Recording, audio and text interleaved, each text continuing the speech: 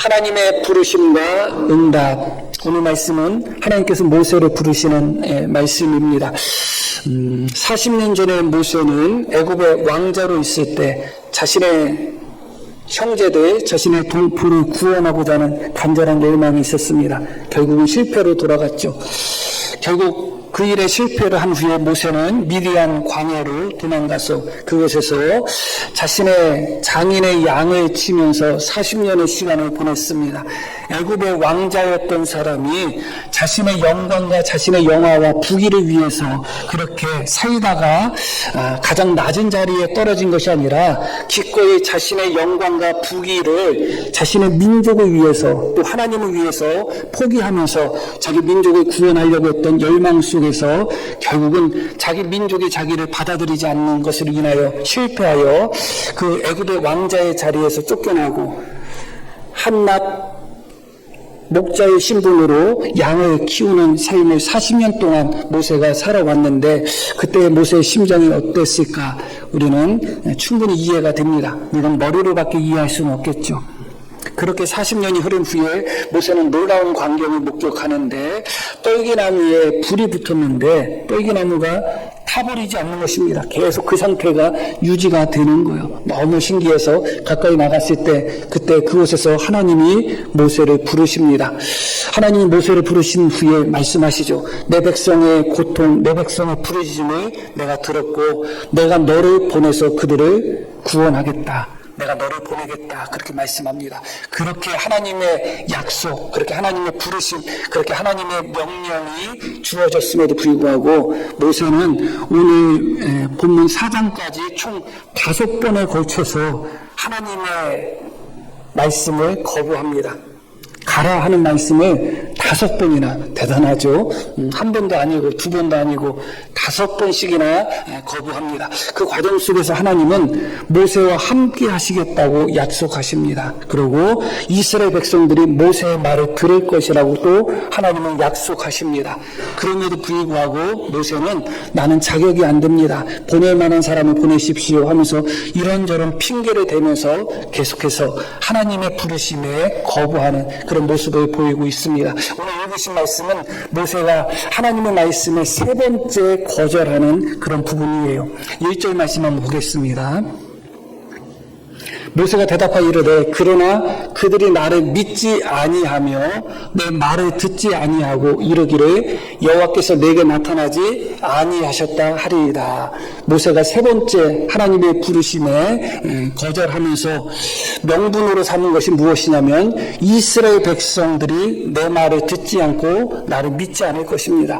40년 전에 내가 왕자로 있을 때도 그들은 나를 거부했던 사람들입니다. 그런데 지금 내가 정말 볼품없는 목자의 신분으로 이스라엘 백성들에게 가서 그들을 구원하려고 한다면 그들이 내 말을 듣겠습니까? 나를 믿지 않을 것입니다. 그리고 그들은 너에게 하나님이 나타나지 아니했다 그렇게 말할 것입니다. 그렇게 이야기하죠.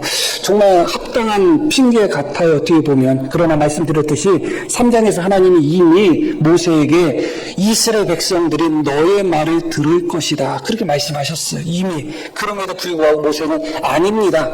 그들이 내 말을 듣지 않을 것입니다. 그렇게 말하면서 나는 갈 수 없습니다. 그렇게 이야기합니다. 그런데 앞뒤 문맥 모든 부분을 살펴볼 때 정말로 하나님의 말씀을 모세가 하나님의 말씀을 전할 때 이스라엘 백성들이 듣지 않았는가? 그렇지 않았어요. 이스라엘 백성들은 바로 받아들였거든요. 실제로라면 이스라엘 백성들이 문제가 아니라 모세 자신이 문제예요. 말씀을 드렸듯이 하나님께서 몇 번에 걸쳐서 말씀하시고 내가 함께 하겠다. 이스라엘 백성들이 너의 말을 들을 것이라. 너는 이스라엘 백성들을 애굽에서 건져낼 것이라. 몇 번에 걸쳐서 말씀하셨음에도 불구하고 모세는 그 하나님의 말씀을 받아들이지 못한 것입니다. 그래서 문제는 이스라엘 백성들이 문제가 아니라 사실은 모세 자신이 문제예요. 하나님께서 떨기나무 불꽃 가운데서 직접 나타나셔서 직접 말씀하셨음에도 불구하고 한 번도 아니고 3번씩이나 그리고 이어지는 말씀 속에서 2번이나 더 거부하고 거절하기 때문에 총 5번이나 하나님의 말씀을 거절하고 거부한 거거든요. 결국은 모세가 문제인 것이죠. 그러나 이 말씀을 통해서 하나님은 이스라엘 백성들이 모세를 믿도록 믿도록 하나님께서 모세를 보내셨다는 것을 이스라엘 백성들을 믿도록 세 가지 표적을 주겠다고 말씀합니다. 그러나 말씀드렸듯이 이 표적은 사실은 이스라엘 백성들에게 보여주는 표적적인 성격도 있고 또 애굽 백성들에게 보여주는 표적적인 성격도 있고 그렇습니다. 그러나 실제로다는 모세 자신에게 보여주는 표적의 의미가 더 큽니다. 표면적으로다는 이스라엘 백성들이 너를 믿게 하기 위해서 내가 표적을 주겠다고 말씀하셨지만 실제로다는 이스라엘 백성들의 불신보다도 계속해서 하나님이 함께 하시겠다, 너로 하여금 이스라엘을 애굽에서 해방하겠다고 계속 약속하시면서 모세를 보내려고 했지만 그것을 믿지 못하고 거부하는 모세 자신에게 주는 표적의 의미가 훨씬 더 큽니다. 오늘 말씀 속에서는 그 부분을 살펴보려고 하는 거예요. 이 표적이 애굽 사람들에게 어떤 의미가 있었는가 혹은 이스라엘 백성들에게 어떤 의미가 있었는가가 아니라 모세 자신에게 어떤 의미가 있는 표적인가, 하나님이 이 표적을 통해서 모세에게 무엇을 말씀하고 계시는가, 사실 이 표적을 통해서 모세를 향한 하나님의 경고와 또 모세를 향한 하나님의 또 무엇이라고 해야 될까요? 용기를 주는 격려가 다 포함이 되어 있어요. 그럼에도 불구하고 말씀드렸듯이 하나님의 명령을 계속 거부하는 모세를 향한 경고의 의미가 이 표적 속에 있다는 것을 우리는 기억할 필요가 있습니다. 아시는 바와 같이 세 가지 표적을 약속하셨는데 그 첫 번째 표적이 바로 모세가 가지고 있던 지팡이가 뱀으로 변하는 그런 표적이죠. 하나님께서 모세에게 묻습니다. 너의 손에 무엇이 있느냐? 그렇게 하나님이 묻습니다. 모세가 이야기하죠. 제 손에 지팡이가 있습니다. 그때 하나님이 뭐라고 말씀하시죠? 그것을 던져라. 그렇게 말씀합니다. 그 지팡이를 땅에 던졌더니 어떻게 됐어요? 그것이 뱀으로 변했습니다. 그래서 모세는 그 뱀 앞에서 피했다. 여기 피했다고 나오는데 도망갔다는 의미의 단어예요. 모세가 자신의 지팡이였는데 하나님의 말씀대로 던졌더니 뱀으로 바뀌어버린 거예요. 너무 위협적인 뱀으로 바뀌었기 때문에 모세가 뱀 앞에서 도망갔다, 피했다, 그렇게 말씀이 나옵니다. 그런데 그때 하나님이 모세에게 정말 이해할 수 없는 명령을 다시 한번 내리십니다. 지팡이를 던졌을 때 지팡이가 뱀이 되는 표적도 하나님이 보여주시면 표적인가? 그런 생각이 들잖아요. 어떻게 보면 더 멋있는 표적들이 많을 텐데 지팡이가 뱀이 되는 표적을 보여주셨는데 그것도 약간은 갸우뚱할 수 있는데 어떤 의미에서 그럼에도 불구하고 두 번째 하나님이 모세에게 명령하시는데 이번에는 손을 내밀어서 그 뱀의 꼬리를 잡으라는 것입니다. 뱀의 목을 잡으라고 해도 어려운 일이죠. 뱀은 원래 목을 잡아서 제압을 하죠. 꼬리를 잡으면 그냥 바로 물려버립니다. 그런데 보통 사람은 뱀의 목도 못 잡아요. 그 보통 사람이죠. 잡아본 사람이나 잡는 것이죠. 그런데 모세를 향해서 하나님은 뱀을 보자마자 도망가고 피하고 했던 모세를 향해서 그 꼬리를 잡으라는 것입니다. 정말 말도 안 되는 소리를 하시는 거죠. 어떻게 보면 이해할 수 없는 명령을 내립니다. 그런데 모세가 그 손을 내밀어서 그것을 잡았을 때 어떻게 됐다고 말씀이 나와요. 함께 읽을까요? 그 뒷부분. 그의 손에서 지팡이가 되었다. 이게 오늘 말씀 속에서 첫 번째 이적이 우리에게 주는 교훈의 중요한 말씀이에요. 그의 손에서 지팡이가 되었다. 내 손에 무엇이 있느냐? 지팡이가 있습니다. 던져봐라. 지팡이였는데 모세 손에 있을 때는 지팡이였는데 던졌더니 뱀이 돼버린 거예요. 가까이 하고 싶지 않은 뱀, 만지고 싶지 않은 뱀, 피하고 도망가고 싶은 뱀. 내 지팡이 때는 가까이 하고 싶지 않아요? 지팡이였을 때는 항상 붙들고 있고 싶겠죠. 그 지팡이를 가지고 할 것이 많죠. 특히 목자에게 있어서 지팡이 막대는 너무 중요합니다. 그런데 그 중요한 내 손에 꼭 있어야 되는 지팡이를 내가 집어 던지는 순간, 내 손을 떠나는 순간 뱀이 돼버린 거예요. 아주 혐오스럽고 가까이 하고 싶지 않고 만지고 싶지 않은, 붙들고 싶지 않은 뱀이 돼버린 것입니다. 그런데 그것을 다시 잡았더니 꼬리를 잡으라고 말씀하셨잖아요. 얼마나 잡기 싫었겠어요. 머리를 잡고 목을 잡으라고 하셔도 쉬운 얘기가 아니에요. 그런데 꼬리를 잡으라고 했으니까 얼마나 모세에게 있어서는 정말 고통스러운 일이었겠어요. 그런데 하나님이 명령하시니까 모세가 꼬리를 잡았는데 다시 그 손에서는 지팡이로 변했다는 거야. 손에 있을 때는 지팡이였지만 집어 던졌을 때는 뱀으로 변한 것입니다. 모세에게 주시는 이 표적의 의미가 있습니다. 모두에 말씀드렸듯이 오늘은 이 표적이 애굽 사람들에게 주는 의미나 이스라엘 백성들에게 주는 의미를 살피는 것이 아니라 모세 자신에게 주는 의미, 모세에게 주시는 하나님의 경고와 또 위로의 말씀 혹은 격려의 말씀 측면에서 이 표적을 살펴보는 거예요. 모세 손에 있을 때는 무엇이었다고요? 지팡이였습니다. 그러나 던졌을 때 그것이 뱀으로 바뀌었던 것이죠. 이 지팡이는 하나의 사명을 의미한다고 할 수가 있어요. 모세에게 주어진 사명, 모세가 붙들고 나가야 되는 사명입니다. 하나님은 지금 모세에게 너는 더 이상 양을 키울 사람이 아니라 이스라엘 백성들의 목자가 되어야 된다. 양의 목자가 아니라 이스라엘 백성들의 목자가 될 것이고 내가 너를 보낸다고 말씀합니다. 그것이 하나님이 모세에게 주신 사명이에요. 40년 전에 하나님이 보내시기 전에는 모세가 그 사명을 스스로 붙들었어요. 하나님이 아직 때가 안 됐는데 하나님이 아직 모세를 부르시지도 않았는데 자기가 혼자 나서서 그 사명을 자기가 붙들다가 어떻게 했어요? 실패했죠. 그런데 지금 40년이 지난 후에 하나님이 모세를 부르셔서 내가 너에게 내가 40년 전에 그토록 원했던 그 소망, 그 소원, 그 사명을 내가 너에게 준다고 말씀하는 겁니다. 그런데 어떻게 하고 있어요? 계속 거부하고 있는 거예요. 그것을 잡기를 원치 않는 거예요. 하나님은 그런 모세에게 보여주시는 거예요. 내가 사명을 붙들 때는 지팡이지만 그것이 사명이지만 내가 그것을 거부하고 집어 던진다면 너에게는 그것이 뱀으로 변할 것이라고 말씀하고 계시는 것이죠. 실제로 우리가 하나님 우리에게 주시는 그 사명을 때로는 감당하고 싶지 않을 때가 있어요. 그것을 붙들지 않고 그것을 던지고자 하는 마음이 들 때도 있고 실제로 던질 때가 있거든요. 그러고 나면 문제가 무엇이냐?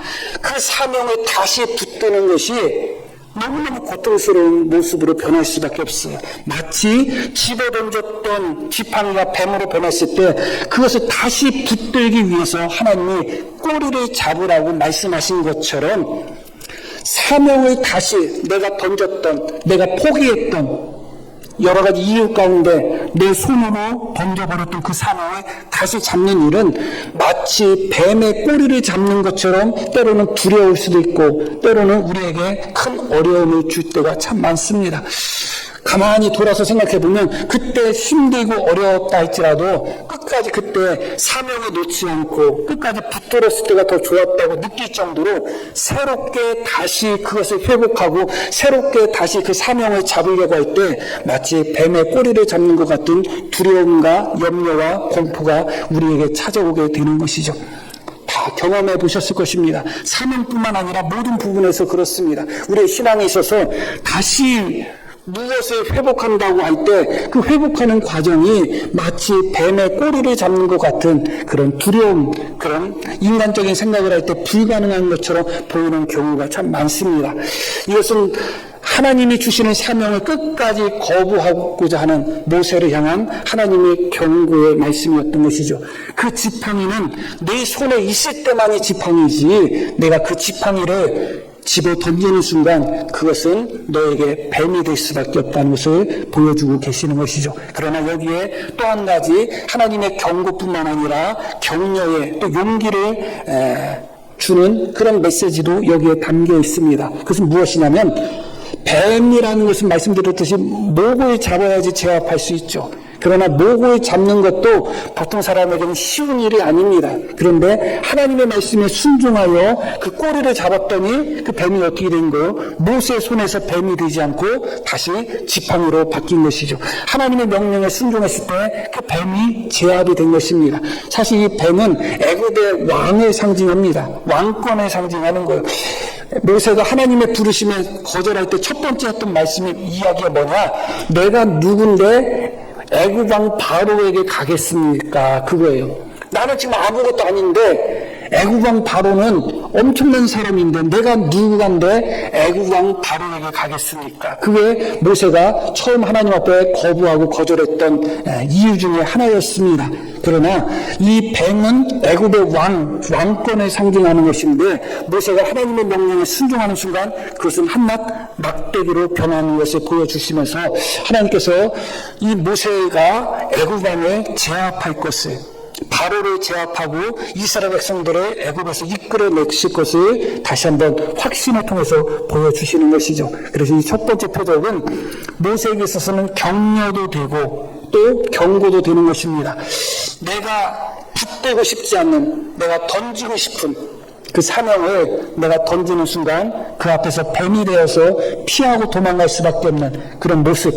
그러나 내가 주님의 말씀에 순종하여 이성적으로 난 도저히 이해가 안 가고 뱀의 꼬리를 잡는다는 것이 이해가 안 가죠. 받아들이기 어렵고 그런 일이 할지라도 주님의 일에 순종하여 그것을 붙드는 순간 다시 모세의 손에서 지팡이가 되었다는 것은 격려와 또 경고가 동시에 되는 부분인 것이죠. 자, 두 번째는 하나님께서 이 두 번째 표적도 어떻게 보면 하나님이 보여주실 것 같은 표적이 아니에요. 그렇죠? 자, 6절 말씀 한번 보겠습니다. 여호와께서 또 그에게 이르시되 내 손을 품에 넣으라 하시매 그가 손을 품에 넣었다가 내어 보니 그의 손에 나병이 생겨 눈같이 되었다. 하나님께서 모세에게 내 손을 내 품 안에 집어넣으라는 거예요. 그 품 안에 집어넣었다가 뺐더니 어떻게 된 거예요? 나병이 걸려버렸습니다. 순식간에 그냥 나병이 시작이 된 것이 아니라 오래된 나병이 완전히 손에 가득한 것처럼 그 손이 눈처럼 씌어졌다. 나병이 생겨 눈같이 되었다. 그렇게 말씀이 나오죠. 이게 하나님이 주시는 두 번째 표적입니다. 어떻게 보면 표적처럼 보이지 않죠. 이것도. 그런데 여기서 하나님은 무엇을 말씀하고 계시는가? 모세에게 무엇을 말씀하기를 원하시는가? 자, 모세가 자기의 손을 어디에 넣은 거예요? 자기 품 속에 넣었어요. 빼냈더니 나병이 손에 걸렸어요. 그러면 그 나병은 어디서 옮은 나병이에요? 자기에서 옮은 나병이에요. 자기 품, 자기 가슴. 거기서 나병이 생긴 거예요. 그것을 보여주는 거예요. 실제로 모세의 마음, 모세의 상태, 또 모세 자체는 어떻게 보면 그 상태는 영적으로 나병이 걸린 상태와 동일합니다. 하나님의 말씀에 반응하고 하나님의 부르심에 반응하고 하나님의 명령에 반응해야 되거든요. 그런데 말씀드렸듯이 하나님께서 모세에게 어떻게 나타나셨어요? 기적 가운데 나타나셨습니다. 떨기나무 불꽃 가운데 나타나신 것. 그런 경험을 해보신 분이 어디 있어요? 만약에 우리 교회 성도님 정도였다면 아마 떨기나무 불꽃 가운데서 하나님이 직접 말씀하셨다면 다 아멘 했을 거예요. 그렇지 않겠어요? 오줌 싸면서 아멘 했을 거예요 아마. 너무너무 두렵잖아요. 너 가 그러면 아니요 내가 어떻게 가요? 그 소리를 어떻게 해요? 그 불꽃 막 불이 막 계속 타고 있는데 나무는 멀쩡해. 거기서 하나님께서 모세야 하면서 내가 너를 애굽에 보낸다. 그러면 어떻게 해야 돼요?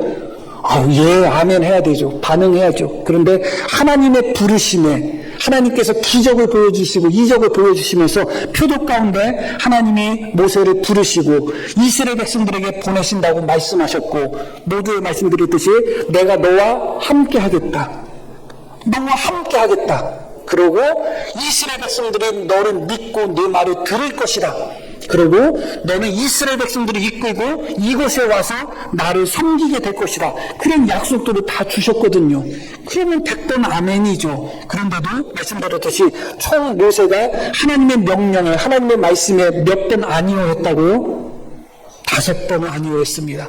이게 정상적인 마음이겠어요? 이 마음 자체, 모세의 마음 자체가 사실은 나병에 걸린 마음과 같은 겁니다. 하나님의 말씀에 반응해야 되는데 반응하지 않아요. 하나님의 부르심에 반응해야 되는데 반응하지 않아요. 대답은 하지만, 예 하지만 가라 하면 아니요, 못 가겠습니다 하고 있는 것입니다. 하나님의 말씀에 감각 없는 상태, 하나님의 명령에 감각이 없고 하나님의 부르심에 감각이 없는, 반응하지 않는 상태. 그게 나병에 걸린 마음이 아니고서 무엇이겠어요? 모세는 지금 이스라엘 백성들이 문제라고 합니다. 그들은 내 말을 안 들을 것입니다. 그들은 나를 믿지 않을 것입니다. 그들은 하나님이 나에게 나타났다고 생각하지 않을 겁니다. 그들은 그럴 것입니다. 그러나 하나님은 말씀하는 거예요. 내 손을 품에 넣었다 봐라. 그리고 내 손을 내 품에서 다시 꺼내봐라. 그 나병이 어디서 온 나병이냐 그거예요. 내 손에 있는 나병이 어디서 옮겨온 것이냐? 다른 이스라엘 백성들에게서 옮은 것이냐? 그렇지 않다는 것이죠. 내 품에서 나병이 이미 생겼다는 것을 보여주고 있는 거예요.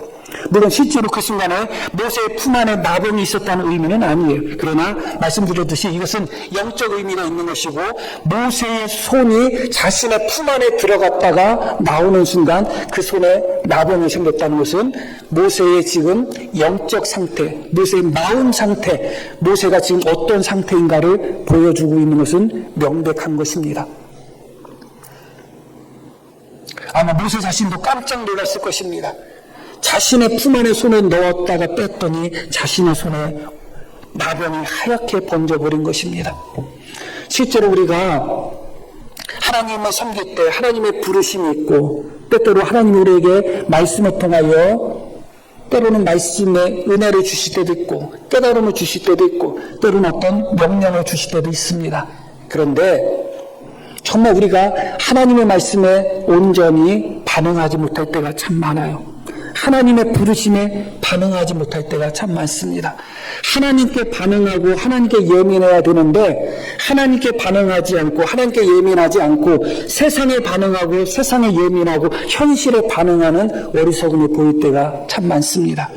40년 전에는 하나님이 모세를 부르지 않았어도 왜 당당하게 앞장섰느냐? 자신이 애굽의 왕자였기 때문에 그래요. 그리고 40년이 지난 후에 하나님이 모세를 보내신다고 말씀하셨는데도 왜 거절하느냐? 자신은 한낱 보잘것없는 목자였기 때문에 그래요. 이 마음이 하나님을 믿는 마음인가요? 아니죠. 자기 자신을 믿는 마음이에요. 애굽의 왕자로서 권력을 갖고 높은 신분에 있을 때는 내가 무엇을 하겠다고 하고 있고, 목자의 그런 연약한 자리에 있을 때 하나님이 내가 너를 보내겠다, 내가 너와 함께 하겠다, 내가 너로 하여금 이스라엘 백성들을 이끌어내겠다, 그렇게 하나님이 약속하셨는데도 아니요 하는 것은 결국은 모세의 마음이 영적인 나병에 걸린 것입니다. 하나님 말씀에 반응하지 않고 눈에 보이는 현실에만 반응하는 것입니다. 눈에 보이는 현실이 두려운 현실일 때 하나님의 말씀에 두려워하지 말라 하면 하나님의 말씀에 반응하여 두려워하지 말아야 되는데, 눈에 보이는 현실에 반응하여 두려워 떠는 것이죠. 하나님의 말씀에 앞으로 가라고 할 때 눈에 보이는 현실에 앞에는 홍해가 있으면 하나님의 말씀에 반응한다면 앞으로 나가는 거지만, 현실에 반응하는 사람들은 어떻게 해요? 뒤돌아서는 것입니다. 그게 바로 영적인 나병에 걸린 것입니다.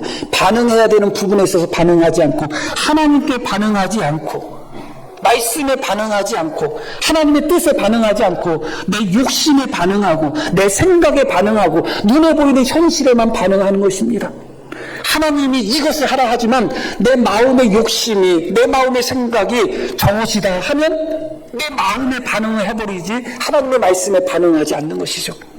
그것이 바로 모세의 모습이었고 우리의 모습이었던 것입니다. 우리가 정말로 얼마나 많이 하나님의 말씀에 반응하고 있는가, 우리 자신을 돌아볼 때 부끄럽지 않을 수가 없습니다. 우리의 욕심에 반응할 때가 너무 많습니다. 우리 인간적인 생각에 반응할 때가 너무 많고, 눈에 보이는 현실과 눈에 보이는 그런 조건에 따라서 반응하지 믿음으로 반응하지 않습니다. 말씀으로 반응하지 않습니다. 그것이 바로 영적 나병인 것이죠. 모세는 아무리 자신이 목자라는 초라한 신분이라 할지라도 하나님께서 내가 너와 함께 하겠다, 내가 너로 하여금 이스라엘 백성들을 이끌어내겠다, 그렇게 말씀하셨을 때 정상적으로 하면 어떻게 반응해야 돼요? 아멘, 그렇게 반응해야 되는 것입니다. 그러나 모세는 끝까지 거부합니다. 말씀드렸듯이 5번이나 거쳐서 거부하고 결국은 하나님이 참지 못하여 마지막에는 하나님이 모세에게 노를 바랍니다.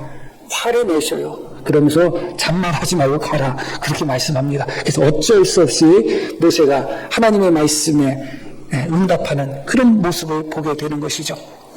그런데 놀랍게도 그 하나님의 말씀, 손에 나병이 걸린 그 상태의 손을 다시 한번 품에 넣으라고 말씀하셨을 때 7절 어떤 일이 벌어져요? 내 손을 다시 품에 넣으라. 그가 다시 손을 품에 넣었다 꺼냈더니 어떻게 됐죠? 원래 손으로 돌아갔다, 그렇게 말씀하는 거죠. 이것은 다시 한번 모세에게 주는 격려의 말씀이 되는 것입니다. 하나님이 얼마든지 모세를 새롭게 할 수 있으신 것이죠. 치료할 수 있으신 거죠. 회복시킬 수 있으시는 것입니다. 지금 그의 마음이 하나님의 말씀에 반응하지 않는 그런 마음을 갖고 있다 할지라도 하나님은 모세를 다시 회복시킬 것입니다.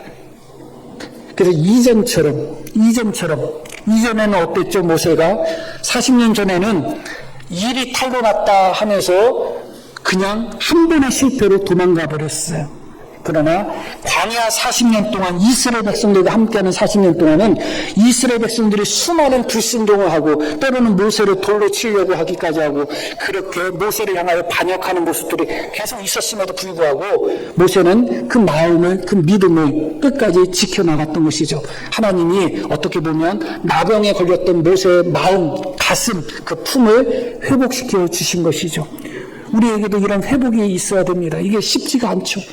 우리의 마음이, 우리의 생각이, 우리의 품이, 우리의 가슴이 이미 나병처럼, 영적인 나병처럼 그런 모습 속에 감염되어 있으면 정말 하나님의 말씀에 반응이 안 됩니다.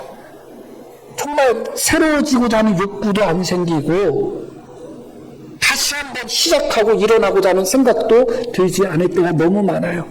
그렇게 무감각해져 버리는 것이죠. 우리 마음속에 혹시 이런 무감각이 또 이런 영적 나병과 같은 그런 모습이 우리 속에 있다면 하나님이 다시 한번 새로운 살을 하나님이 채워주듯이 우리의 마음에도 우리의 생각에도 우리 자신에게도 하나님께서 새로운 은혜를 덧입혀 주시기를 소망합니다. 그런 후에 하나님이 모세에게 세 번째 표적을 말씀하시는데 이 세 번째 표적은 실제로 그 자리에서 행한 표적이 아닙니다. 자, 그것이 이제 9절에 나오는데 이렇게 말씀이 나옵니다. 그들이 이 두 이적을 믿지 아니하며 내 말을 듣지 아니하거든 너는 나일강 물을 조금 떠다가 땅에 부으라. 네가 떠온 나일강 물이 땅에서 피가 되리라. 이것은 하나님이 특히 애굽 백성들은 나일강을 자신의 신으로 섬겼습니다. 그것을 하나님이 심판하실 것을 보여주는 말씀이에요. 그것은 애굽 사람들, 이집트 사람들에게 보여주는 표적입니다. 그러나 모두에 말씀드렸듯이 오늘 이 표적 세 가지를 통해서 하나님이 모세에게 주시고자 하는 말씀이 무엇인가를 오늘 살펴본다고 했습니다. 그렇기 때문에 이 마지막 구절도 이 표적을 통해서 하나님이 모세에게 말씀하시고자 하는 것이 무엇인가를 이 표적을 통해서도 살펴보려고 합니다.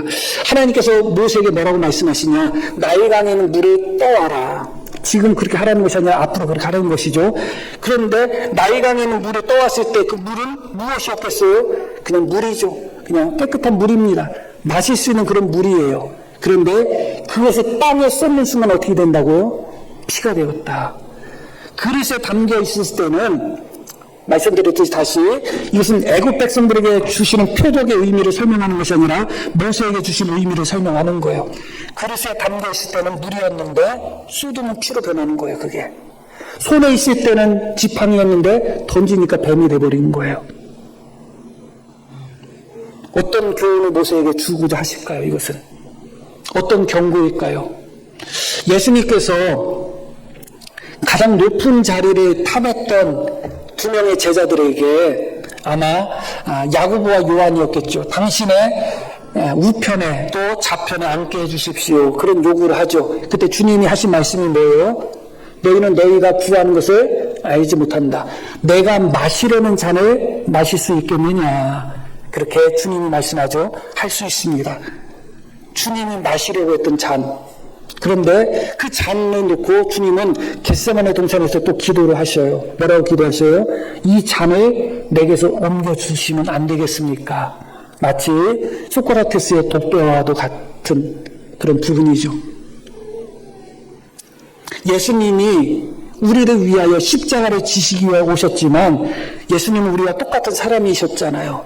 어찌 십자가를 앞에 두고서 예수님 마음 속에 아무런 염려, 두려움, 그런 불안함, 그런 것이 없었겠어요. 십자가를 앞에 두었을 때, 주님이 마셔야 되는 그 잔을 앞에 두었을 때, 주님이 마셔야 되는 잔인 것을 주님은 아셔요. 그런데도 뭐라고 기도하셔요? 이 잔을 내게서 옮겨주시면 안 되겠습니까? 그게 주님의 마음이었죠. 그럼에도 불구하고 내 뜻대로 마옵시고 아버지 뜻대로 하옵소서. 결국은 어떻게 하셨죠? 주님이 그 잔을 마셨습니다. 마시기 싫은 잔이에요, 사실은. 인간적으로 놓고 봤을 때 십자가의 죽음이라는 것은 그 누구도 마시기 원치 않는 독배와 같습니다. 그 잔을 누가 마시고 싶겠어요? 다 버리고 싶겠죠. 쏟고 싶겠죠. 만약에 예수님이 그 잔을 마시지 않고 십자가를 짊어지지 않으셨다면, 그 잔을 쏟아버리셨다면, 만약에 십자가에 올라가신 게 아니라 못 박히신 거죠. 군중들이 내려와라 막 하면서 조롱할 때, 그때 예수님이 그 십자가에서 그 잔을 쏟아버리셨다면, 내려오셨다면 어떻게 될까요? 그런데 그 예수님을 믿는 우리가 때로는 우리가 마셔야 되는 사명의 잔을 쏟아버릴 때가 많아요. 내가 마셔야 되는 잔이지만 땅에 쏟을 때가 많습니다. 마실 때는 그것이 나에게 생수가 될 수가 있습니다. 물론 하나님이 이 물을 마시라고 한 것은 아닙니다. 그러나 모세에게 주신 영적 의미가 그렇다는 겁니다. 그러나 땅에 쏟는 순간 그 물은 오히려 피가 되는 것입니다. 내가 쏟아버려야지 내가 살 것처럼 생각했지만 쏟는 순간 피가 되는 거예요. 마시면 죽을 줄 알았는데 마시는 순간 생수가 되는 것입니다. 예수님이 십자가에 못 박혀 돌아가셨기 때문에 부활하신 것입니다. 십자가에 못 박혀 죽으시는 그런 미랄로서의 삶을 살았기 때문에, 그렇게 썩어 죽으셨기 때문에 많은 열매를 맺으신 것입니다. 그 잔을 쏟으셨다면 그 누구도 아무도 구원을 받지 못할 것입니다. 그리고 그 잔을 쏟으셨다면 예수님이 하나님의 아들이셨지만 다시 영광스러운 상태로 승기하셨을 거라는 보장도 없습니다. 왜냐하면 하나님의 아들이셨지만 그 잔을 쏟는 순간, 십자가를 포기하는 순간 예수님은 사탄에게 패배한 거거든요. 하나님이 사탄에게 패배했다는 것은 무엇을 의미하는 거예요? 하나님의 자리와 사탄의 자리가 바뀌었다는 의미예요.